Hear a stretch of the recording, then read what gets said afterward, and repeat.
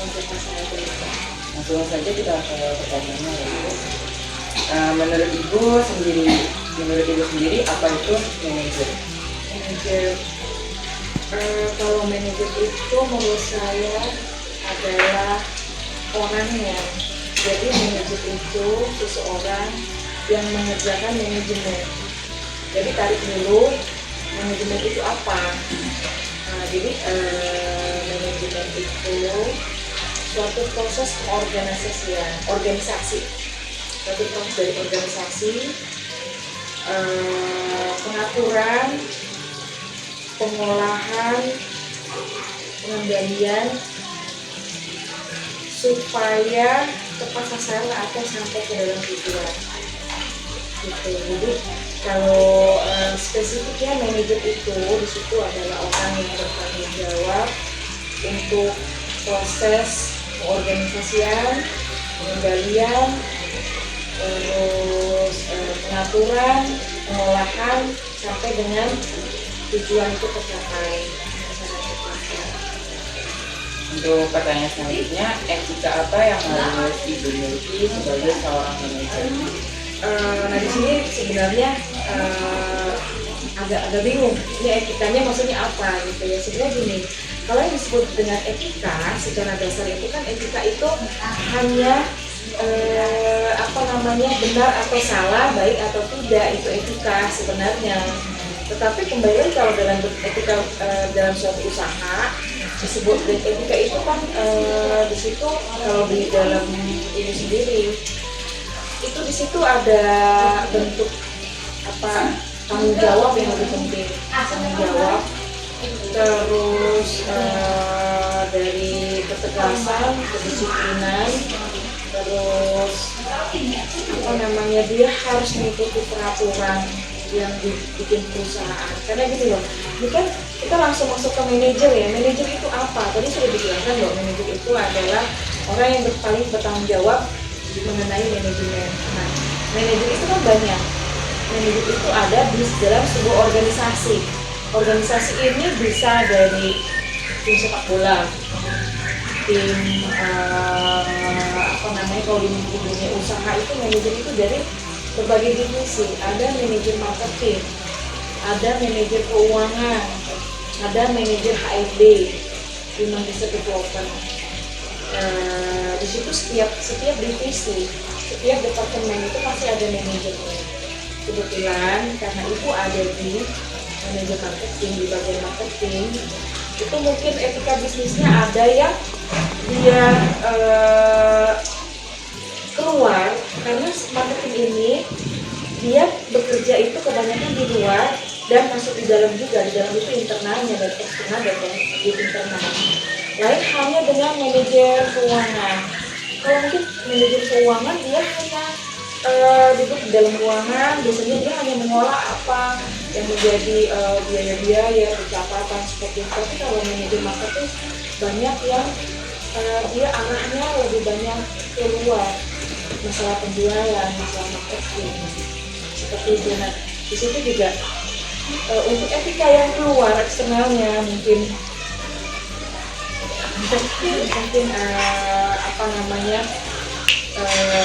yang pertama sopan santun, profesionalisme, terus kita juga harus istilahnya menguasai apa yang kita menguasai produk kita.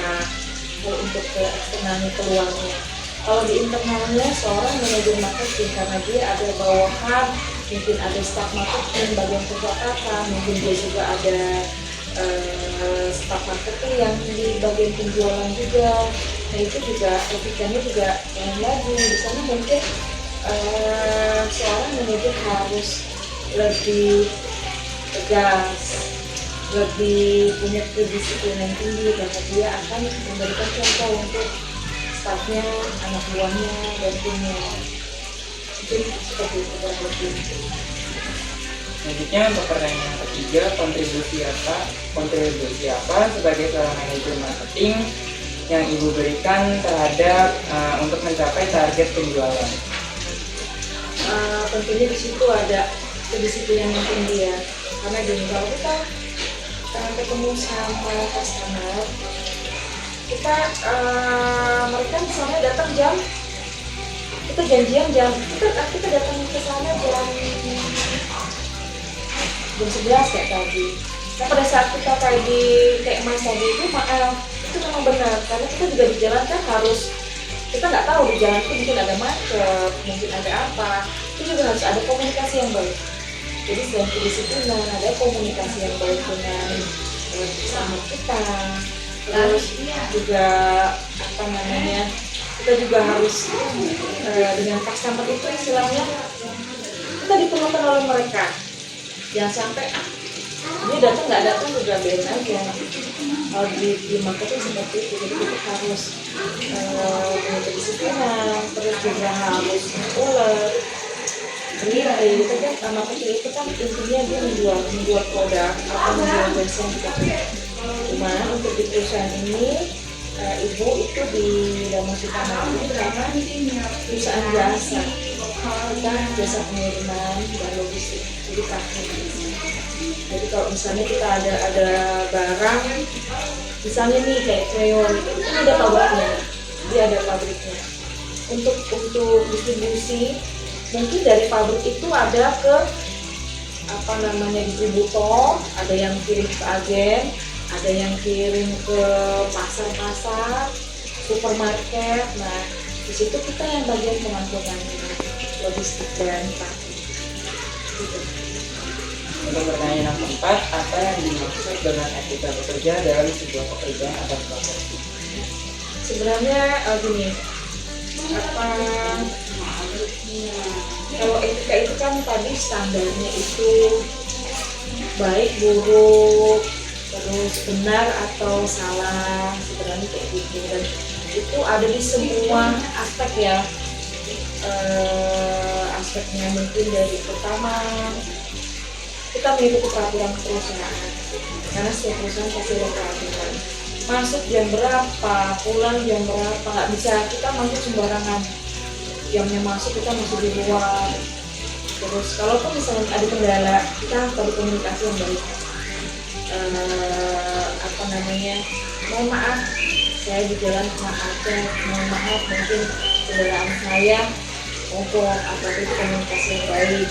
Terus kalau di marketing itu kerjasama yang baik dengan tim, karena kesuksesan itu sebenarnya tidak hanya dinilai dari seorang manajer, tidak hanya karyawan atau anak buahnya atau semuanya, tapi lebih baik lagi kesatuan satu tim, itu kerjasama yang baik di situ. Terus istilahnya kerja keras, kerjasama, kerja keras. Karena gini, kalau di marketing sendiri istilahnya dalam satu organisasi, dalam satu perusahaan, marketing itu ujung tombak dari semua yang dikerjakan dalam satu perusahaan. Jadi ketika marketing berjualan, jual jasa, jual barang, maka itu ada proses tersebut masuk.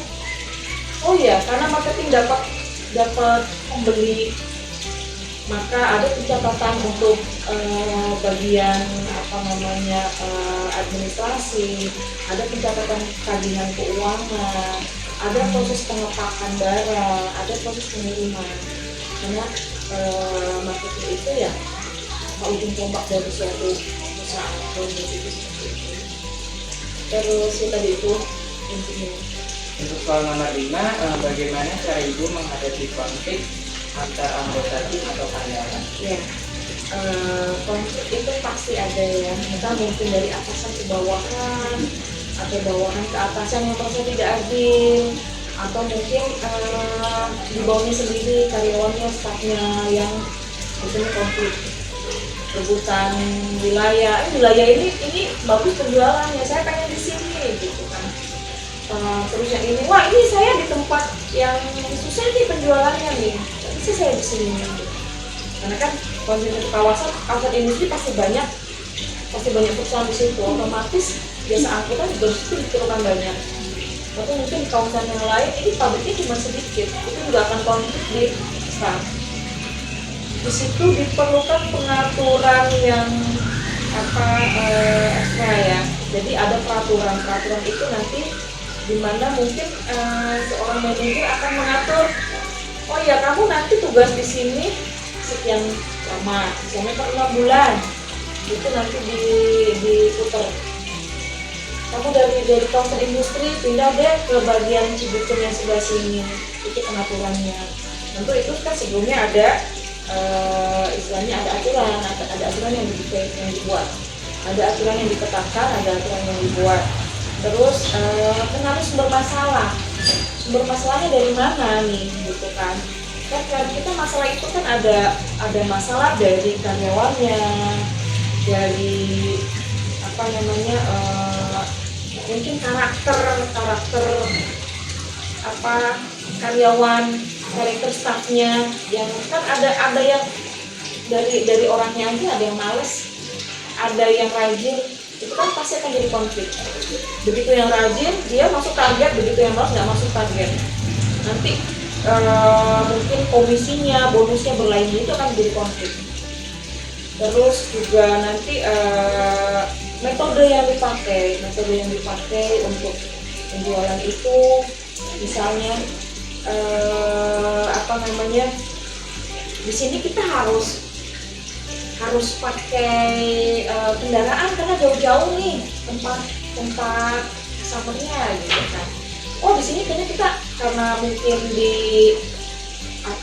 buka di pameran, oh kita di sini butuhnya menggunakan laptop layar lebar, itu kan beda-beda, itu beda metode. Jadi di situ kita harus kenal sumber konflik ini terjadi karena apa karena dari alatnya, dari metodenya, apa dari sifat perorangannya, dari karyawan itu sendiri, gitu. Itu konfliknya. Terus kita atur dengan pembagian pekerjaan seperti yang tadi diceritakan ya. Kita akan atur pembagian pekerjaannya. Jadi kita bisa mengatur, wah ini ada tempat yang bagus, gitu. Kalau misalnya kita masukin dengan karyawan yang rajin, penjualannya akan tinggi. Terus itu salah satu pengaturan. Atau kamu kayaknya kurang rajin di satu orang, misalnya ya, ayo kita masukin dengan karyawan yang bisa bawa dia untuk nge-push dia, ayo kita jualan bersama-sama, begitu. Terus kontrol pada saat proses, pada saat sedang berjalan proses itu seorang manajer harus kontrol. Jangan sampai nanti staff kita, karyawan kita begitu keluar dari kantor, kan marketing kan sebenarnya keluar, dan ternyata dia pulang ke rumah tidur, ternyata dia hanya nongkrong di kafe minum kopi, ternyata hanya kemana gak jelas ya jalan-jalannya, ke mall, belanja.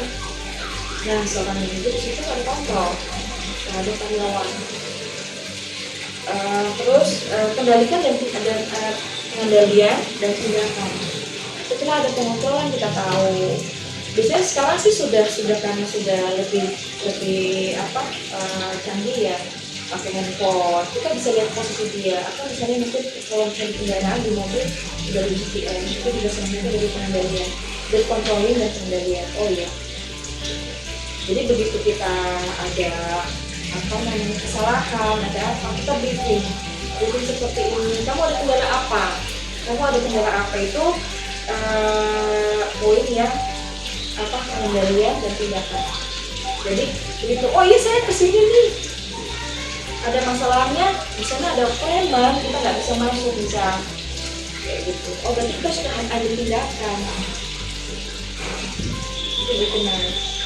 Lagi untuk pertanyaan 6, apakah profesi ibu termasuk ke entrepreneur atau pelaku usaha? Entrepreneur ini ya, sebenarnya kalau kan entrepreneur kadang-kadang kita bahasanya seperti orang yang berinovasi sendiri, punya pemikiran sendiri. Kadang-kadang orang berpikir entrepreneur itu orang yang memiliki wira swasta sendiri ya, itu punya usaha sendiri. Sebenarnya di sini entrepreneur itu kan orang yang mempunyai inovasi, orang yang kreatif, yang bisa mengembangkan suatu usaha. Sebenarnya itu nggak hanya untuk swasta. Sebenarnya seorang manajer itu harus punya entrepreneur karena manajer itu sudah bagian dari manajemen. Dia seorang manajer itu dia yang menentukan keberlangsungan perusahaan, satu perusahaan.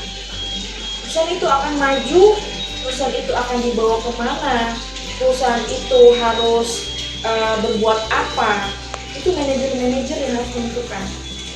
Jadi kalau dibilang ada apa, manajer itu ada entrepreneurnya, iya harus, sangat harus, karena dia yang bertanggung jawab. Di situ dia harus bertanggung jawab dalam organisasi, dalam pengelolaan, dalam semua tindakan untuk mencapai tujuan perusahaan. Untuk nomor 7, peluang apa yang didapat selama Ibu menjadi manajer di PT Dharma Cipta Mandiri? Manajer itu apa namanya, manajer marketing, menurut saya pribadi paling enak karena apa? Manajer marketing itu pertama, dia kalau keluar, termasuk peluang ini ya, kalau keluar dia ketemu dengan petinggi di luar. Misalnya saya manajer marketing dari PT DCL, waktu saya mengajukan proposal ke Mitsubishi, saya bisa langsung ketemu sama petinggi Mitsubishi, orang Jepangnya langsung. Gitu. Lain kan dengan keuangan, mungkin keuangan dia ada komunikasi, tapi hanya dengan bagian keuangan itu juga paling hanya by telepon. Tolong ya apa namanya, invoice yang ini segera dibayarkan, tolong ya faktur gitu. Kalau di manajer marketing peluangnya itu lebih besar karena itu kita bisa ketemu sama orang apa namanya, petinggi dari perusahaan lain. Saya ketemu dengan direkturnya PT apa namanya di Pola di Kerawang, dia orang Peru, karena di Pola itu perusahaan Peru. Saya ketemu langsung dengan beliau, bicara langsung dengan beliau. Terus karena Peru juga bahasa Inggrisnya kurang apa, kita nggak paham banget, dia juga pakai translate, ada yang bantuin. Terus sebenarnya di situ kita ada dapat peluangnya di situ. Terus kita banyak belajar, ketemu wawasan yang luas. Kita tidak hanya saya di manajer marketing tidak hanya belajar perusahaan logistik seperti ini, tapi begitu masuk ke perusahaan Kramayuda 3 Berlian otomotif mobil Mitsubishi, oh iya perusahaan mobil seperti ini loh. Kita bahkan punya kesempatan untuk jalan-jalan langsung ke pabriknya. Begitu saya masuk ke pabrik di Pola atau Coca-Cola, oh ternyata pabriknya seperti ini. Itu peluang yang kita dapatkan, di pengalamannya, wawasannya lebih banyak, lebih luas. Terus dengan seperti itu kita dengan banyak wawasan, dengan banyak pengalaman, jadi kita bisa peluang buat kita sendiri untuk buka usaha sendiri. Karena kan istilahnya kalau misalnya kita lain kali kita bekerja di perusahaan yang lain, kita karena kita punya bekal yang banyak, kita bisa perusahaan sendiri, itu peluang yang sangat besar buat saya. Pertanyaan nomor 8, bagaimana mengatur kekuatan untuk dapat bekerja setiap hari sebagai manajer menghadapi karyawan yang kuat? Nah, ini kan sebenarnya ada dua ya, ada customer, pelanggan. Untuk customer itu kan eksternal, bagian dari eksternal. Ada karyawan atau bawahan atau staff atau karyawan itu internal. Apa namanya? Mungkin kalau di luar kita harus punya pertama kita harus lebih sopan, lebih hati-hati dalam berbicara, dalam bertindak. Terus kita juga harus menguasai produk atau jasa yang akan kita tawarkan. Kita harus itu. Terus di situ juga kita harus punya kedisiplinan yang tinggi, komunikasi yang baik. Nah, kalau untuk di internalnya sama staff, sama bawahan, yang pertama kita harus tegakkan peraturan yang lebih utama. Yang kedua, kita juga harus lebih tegas, karena dengan ketegasan akan membuat orang semakin disiplin ya. Di situ terus jadi untuk mengatur, untuk istilahnya mengendalikan, ketegasan itu sangat diperlukan. Terus kita juga gini, kita juga perlu penilaian. Kita juga harus memberikan penilaian untuk bawahan, untuk staff, untuk karyawan. Kalau misalnya baik-baik, dan itu akan berujung kepada penghasilan yang lebih baik, jabatan yang lebih baik, terus mungkin komisi, bonus untuk bagian penjualan itu mungkin. Selanjutnya, pertanyaan nomor 9, kelemahan sebagai seorang manajer bila overload pekerjaan muncul masalah bersamaan kemampuan berbahasa. Oh gitu. Maksudnya gini, ini kelemahan seorang manajer buat saya gitu kan. Kelemahan yang saya pernah alami itu tadi kalau misalnya overload pekerjaan.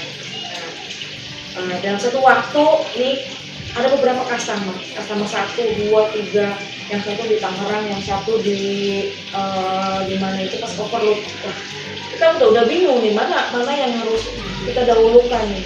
Yang ini komplain, yang ini minta penawaran harga gitu kan. Kita udah itu salah satu kelemahan saya. Aduh, mana nih yang kita dahulukan nih gitu kan.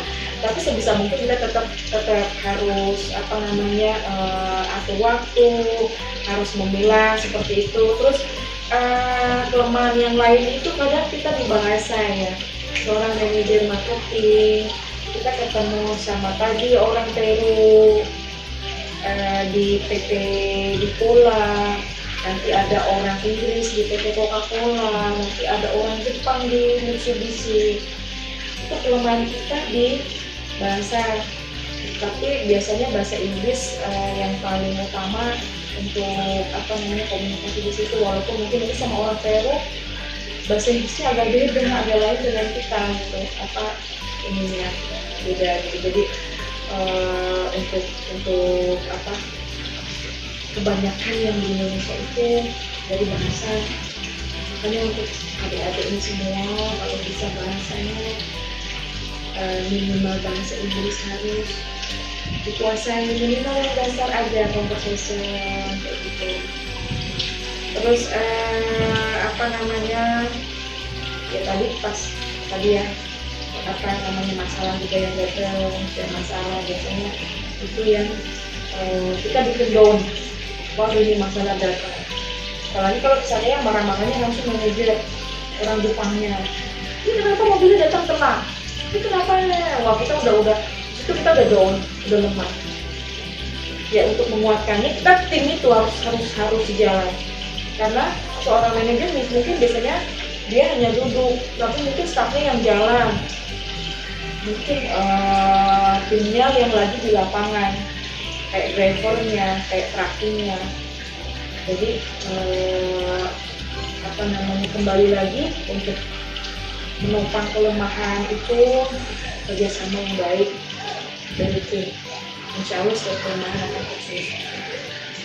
Untuk pertanyaan terakhir, ancaman profesi manajer yang paling besar adalah kehilangan pelanggan atau customer. Itu sebenarnya ini ancaman profesi manajer ya.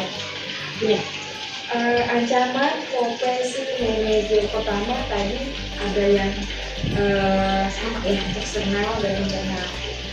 Kalau dari internal, ini kalian masuk ke dalam suatu perusahaan. Jabatan manajer itu tidak serta-merta aman. Oh, saya udah diangkat manajer, nggak serta-merta aman. Tergantung dari kamu punya kelebihan apa di perusahaan itu. Karena kita juga ada teman-teman kita yang mungkin nanti akan lebih maju, lebih paham, lebih pintar, lebih ini, itu bisa memundurkan kita dari posisi kita sebagai manajer. Kita diturunin, ini naik, teman kita yang naik. Itu ancaman seorang manajer itu kalau di internal ya. Terus kedua mungkin dari target yang tidak tercapai. Begitu direktur memimpin perusahaan memberikan target, ayo kita target kita 5 miliar. Tiba-tiba manajer marketing nggak bisa mencapai itu.